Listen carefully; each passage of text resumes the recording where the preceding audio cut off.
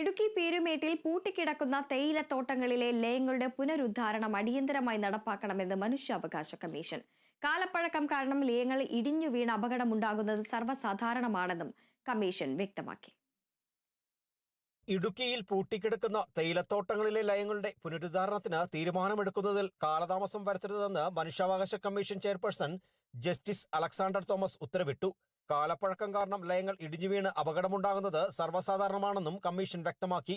പീരുമേട് താലൂക്കിൽ പൂട്ടിക്കിടക്കുന്ന തോട്ടങ്ങളിൽ ലയങ്ങൾ നവീകരിക്കാൻ സംസ്ഥാന നിർമ്മിതി കേന്ദ്രം വഴി ലഭിച്ച 33,70,70,000 രൂപയുടെ എസ്റ്റിമേറ്റിൽ ധനവകുപ്പ് 1 മാസത്തിനകം തീരുമാനമെടുത്ത് തൊഴിൽ സെക്രട്ടറി അറിയിക്കണം. ധനവകുപ്പിൽ നിന്ന് അനുമതി ലഭിച്ചാലുടൻ നിർമ്മാണ പ്രവർത്തനങ്ങൾ കാലതാമസം കൂടാതെ പൂർത്തിയാക്കണമെന്നും ജസ്റ്റിസ് അലക്സാണ്ടർ തോമസ് ആവശ്യപ്പെട്ടു. 33,70,000 രൂപയുടെ പദ്ധതിക്ക് ഭരണാനുമതി ലഭിച്ചെങ്കിലും പദ്ധതി വിഹിതം ക്രമീകരിച്ചപ്പോൾ തുക വകയിരുത്താത്തതാണ് കാലതാമസത്തിന് കാരണമായത്. പീരുമേട്ടിലെ കോട്ടമല ലയത്തിന്റെ ഭിത്തിയിടിഞ്ഞ് തൊഴിലാളി തലനാരിഴയ്ക്ക് രക്ഷപ്പെട്ട സംഭവത്തിന്റെ പശ്ചാത്തലത്തിൽ മനുഷ്യാവകാശ പ്രവർത്തകനായ ഡോക്ടർ ഗിന്നസ് മാടസ്വാമി സമർപ്പിച്ച പരാതിയിലാണ് ഉത്തരവ്.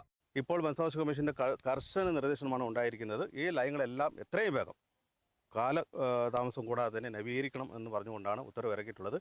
അതുമാത്രമല്ല, ഈ വിഷയത്തിൽ അടിയന്തരമായി ഇടപെടൽ ആവശ്യപ്പെട്ടുകൊണ്ട് സർക്കാരിന് ഞാൻ നിവേദനം നൽകിയിരുന്നു. അതിൻ്റെ അടിസ്ഥാനത്തിൽ അടച്ചുപൂട്ടിയ തോട്ടങ്ങളിലെ 3-4 ഡിവിഷനുകളിൽ ലയങ്ങൾ നവീകരിക്കുന്നതിന് വേണ്ടി സർക്കാർ ഏകദേശം 33,70,000 രൂപയുടെ തുക പാസ്സാക്കിയെങ്കിലും അത് ഇപ്പോൾ നിലവിൽ ഒരു സെലക്ഷൻ ലിസ്റ്റ്, മുൻഗണനാ ലിസ്റ്റ് പരിഗണിക്കുന്നതിന് വേണ്ടിയുള്ള ഒരു കാലതാമസമുണ്ട്.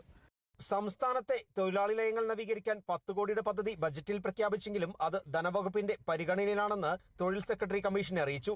10 കോടിയുടെ ബജറ്റ് പദ്ധതിക്ക് ബന്ധപ്പെട്ട വകുപ്പിൽ നിന്നും അനുമതി നേടിയെടുക്കണമെന്ന് കമ്മീഷൻ ആവശ്യപ്പെട്ടു. Kerala vision news, Idukki.